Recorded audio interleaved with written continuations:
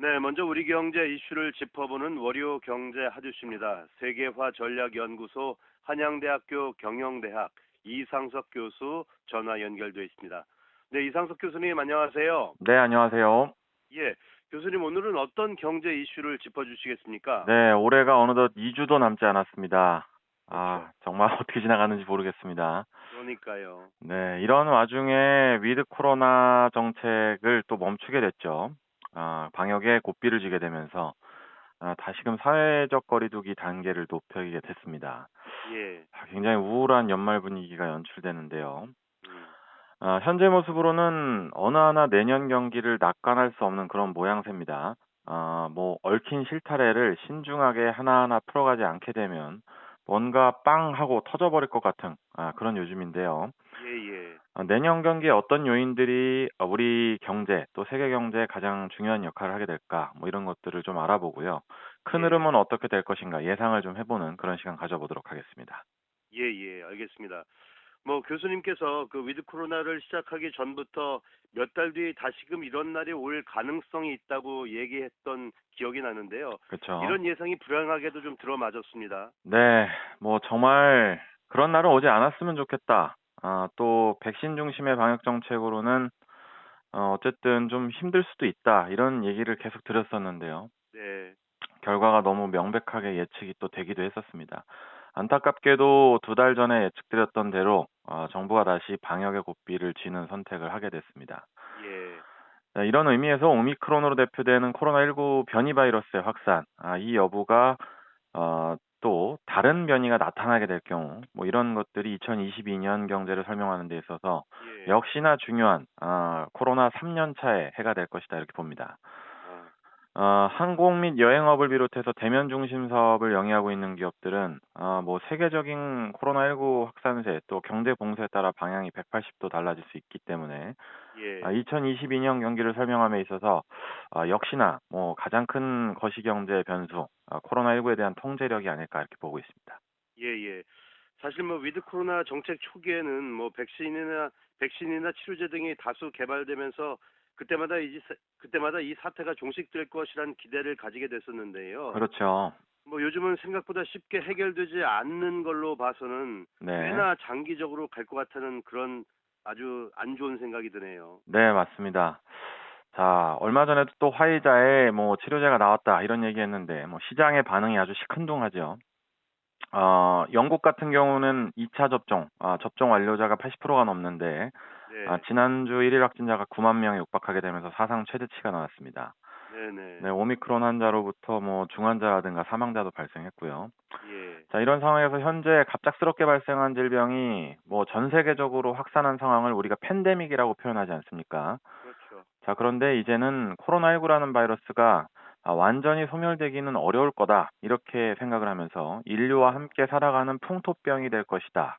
예, 이른바 팬데믹이 아니라 엔데믹에 이르게 될 것이다. 이런 시각이 좀 힘을 얻고 있는 그런 상황입니다. 우울하네요. 예, 네, 오미크론 확진자들이 역시 사망자가 발생했다고 말씀드렸죠. 그만큼 무서운 질병이다. 이것은 뭐 변함이 없고요.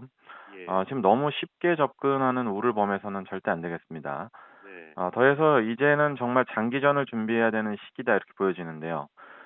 각 기업이나 뭐 정부 역시도 정책과 전략을 결정함에 있어서 2022년 코로나19가 종식된다 이런 시나리오보다는 올해만큼이나 큰 영향을 받는 그런 상황이 될 것이다. 이렇게 보수적인 상황에서 선택지를 만들어 가야 되지 않느냐 이렇게 보고 있습니다. 예, 예, 알겠습니다. 이처럼 이제 코로나19로 상황이 좀 악화되는 상황인데 그 네. 한국은행에서는 내년에 우리 경제가 3% 성장할 것이다 이렇게 예상을 했죠. 네. 자, 한국은행이 이 보고서를 만들기 위해서 몇 달의 작업이 필요했겠죠. 그리고 얼마 전에 발표가 됐는데, 네, 이렇게 또 거리두기 단계를 높이게 된다. 이런 것들은 굉장히 예측을 못 했겠죠. 그렇겠죠. 네, 예, 때문에 이 한국은행에서의 내년 경제 뭐 성장률 3% 예측, 이런 거 정말 무의미하지 않나, 이렇게 보고 있습니다. 자, 하느니 이런 예상을 하기에 앞서서 뭐 우리 사회적 거리두기 단계 상향은 예측하지 못했듯이 현재 불확실성의 연속적인 상황이다 이렇게 봅니다. 예. 그냥 우리 중앙은행에서 희망하는 수치 정도다 이렇게 이해하시면 좋을 것 같습니다. 네네. 자, 이런 수치보다는 현재 가장 주목해야 될 부분은 미국의 금리 인상 선택 여부다 또 이렇게 볼 수가 있겠는데요. 예. 영국에서 얼마 전에 금리를 올렸죠. 경기 맞습니다. 상황이 이렇게 좋지가 않은데 영국에서도 선제적으로 지금 금리 인상을 했단 말입니다. 그만큼 네. 물가 상승에 대한 압박에 시달리고 있다라는 얘기인데요.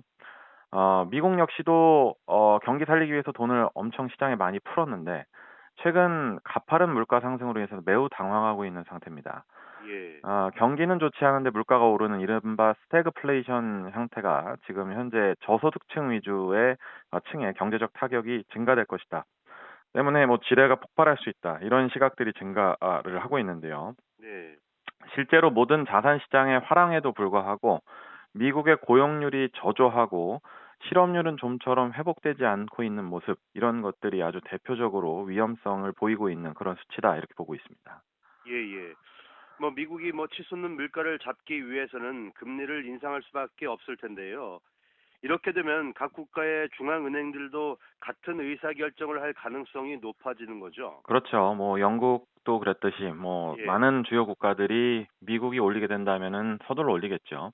예. 풀려 있는 돈들을 다시 중앙은행으로 빨아들이기 위해서 국채를 매입하는 활동 등을 테이퍼링이라고 하는데요.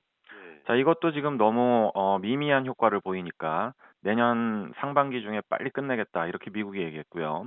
예. 이제 그것도 약발이 듣지 않으니까 강력한 약발을 발휘할 수 있는 금리를 인상할 가능성이 높아졌습니다. 네. 국내외 전문가들이 예상을 종합해 보니까 현재 물가 상승 잡기 위해서는 미국 중앙은행도 내년에 한 세 차례 정도에 걸쳐서 금리를 인상할 가능성이 있지 않느냐 이렇게 보고 있다라는 거죠. 예. 이런 흐름에 대해서 각 국가의 정부들도 화폐상의 가치를 이제 키를 맞추기 위해서 금리를 인상할 수밖에 없는데요. 네. 우리 국민의 삶에도 영향을 주게 될 가능성이 굉장히 높습니다. 뭐 예를 그럼요. 들어서 그렇죠. 뭐 최근에 뭐 빚을 내서 투자하는 비트족들이라든가 또는 뭐 예. 아파트에 갭 투자를 하셨던 분들이 굉장히 많은데요. 예. 이런 분들이 아주 불안한 상황이 올 수 있기 때문에 위험 수준을 낮추는 선택들이 지금부터 좀 이어져야 되지 않냐 이렇게 보고 있습니다. 예예. 뭐 지난주 뉴스를 보니까 벌써 뭐 주택 담보 대출 금리가 많이 상승해서 그렇죠. 투자하신 분들이 어려움이 예상된다고 그런 뉴스가 있던데요. 그렇죠. 정말이지 지금 주택을 구입하신 분들 대출 금리 상승으로 인해서 큰 영향을 받게 될 것 같네요. 그렇습니다. 자, 내년도 부동산이 오른다 내린다 뭐 이렇게 타이밍이 딱딱 맞게 좋게 말씀드릴 수는 없겠지만 뭐 한 가지 분명한 사실은 거래량이 급감을 하고 있다라는 겁니다. 네. 그만큼 많은 이해관계자들이 눈치를 보고 거래를 할까 말까 망설이고 있다 이렇게 볼 수가 있는데요. 자, 네네. 이런 상황에서 크게 대출을 일으켜서 주택을 구매하셨거나 또는 다주택을 레버리지를 일으켜서 무리하게 투자하신 분들은 말씀하신 대로 대출금리 상승으로 감당이 불가능한 상황도 올 수 있으니까 리스크를 줄이는 것이 현명한 방법이 아니냐 이렇게 봅니다. 자, 네네. 우리나라 시중은행 대출금리를 결정짓는 코픽스라고 하는 수치가 있는데요. 최근 코픽스 수치가 관측사상 단기에 가장 빠르게 오르는 모습이 나타났습니다. 예. 네, 시중은행들이 예금 금리는 천천히 올리는 경향이 있는 반면에요. 대출 금리는 바로바로 반영을 하는데요. 네네. 이런 수치만 보더라도 미국의 금리 인상 결정, 결국 내년에 2022년에 가장 큰 영향을 줄 수 있는 거시경제 중에 요소 중에 하나다. 또 이렇게 볼 수가 있다라는 겁니다. 예예. 알겠습니다. 오늘은 내년에 영향을 주게 될 거시경제 변수인 코로나19 상황과 미국 금리 인상이 미치게 될 영향 등에 대해서 이야기를 나눠봤는데요. 교수님 오늘 말씀 고맙습니다. 네, 감사합니다. 네. 지금까지 세계화 전략연구소 한양대학교 경영대학 이상석 교수였습니다.